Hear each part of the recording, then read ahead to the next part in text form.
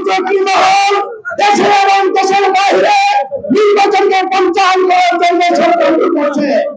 আমরা আজকে প্রতিষ্ঠা বার্ষিকীতে স্পষ্ট ভাষায় বলতে চাই, এদেশের জনগণের 18 বছরের যে আন্দোলনের ফসল একটি সুস্থ নিরপেক্ষ নির্বাচন এদেশের জনগণ চায়। আমরা অন্তর্বর্তীকালীন সরকারের বলবো সকল ফেব্রুয়ারির মাসে যারা নির্বাচনে লিখিত হয়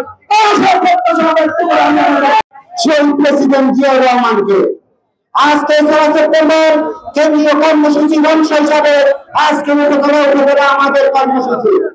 প্রিয় ভাইয়েরা, আজকে 3রা সেপ্টেম্বর বাংলাদেশ জাতীয়তাবাদী দলের জন্য একটা ঐতিহাসিক দিন।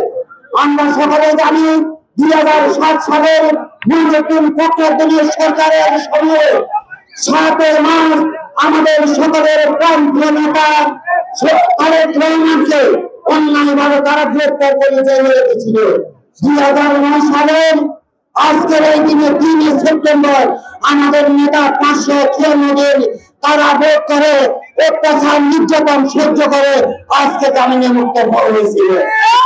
আগামী জাতীয় সংসদ নির্বাচনকে সামনে রেখে দলকে নিয়ে গিয়ে বাংলাদেশের গণতন্ত্রের ধারাকে উদ্ধার রাখার জন্য উদাত্ত আহ্বান জানিয়ে আমি আমার সংক্ষিপ্ত বক্তব্য এখানে শেষ করছি। 24-এর আন্দোলনে যারা রক্ত দিয়েছে তাদের রক্ত শিরামুখে শপথ নিল শেখ হাসিনা, তুমি কোনদিন বাংলাদেশের মাটিতে ফিরে আসতে পারবে না।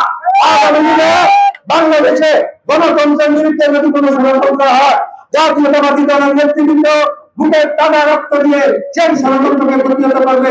এই আশা বাংলাদেশ